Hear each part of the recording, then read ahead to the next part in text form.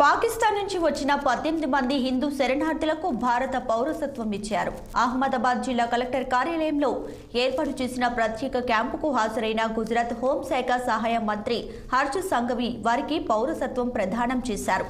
2016-2018 gazette notification ప్రకారం పాకిస్తాన్, ఆఫ్ఘనిస్తాన్, బంగ్లాదేశ్ మైనారిటీలకు భారత పౌరసత్వాన్ని మంజూరు చేయడానికి గుజరాత్లోని అహ్మదాబాద్, గాంధీనగర్, కచ్ జిల్లా కలెక్టర్లకు అధికారం ఉందని ప్రకటన తెలియజేసింది.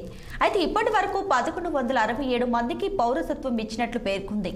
నూతన భారత్ కళ సాకారానికి అందరితో కలిసి పనిచేయాలని తాజాగా పౌరసత్వం పొందిన వారికి మంత్రి పిలుపునిచ్చారు. భారత అభివృద్ధి పదంలో భాగస్వాములవుతామని ఆశిస్తున్నామన్నారు. భారత పౌరసత్వం పొందిన వారందరినీ ప్రధాన స్రవంతిలో భాగం చేసేందుకు కేంద్ర రాష్ట్ర ప్రభుత్వాలు కట్టుబడి ఉన్నాయని తెలియజేశారు.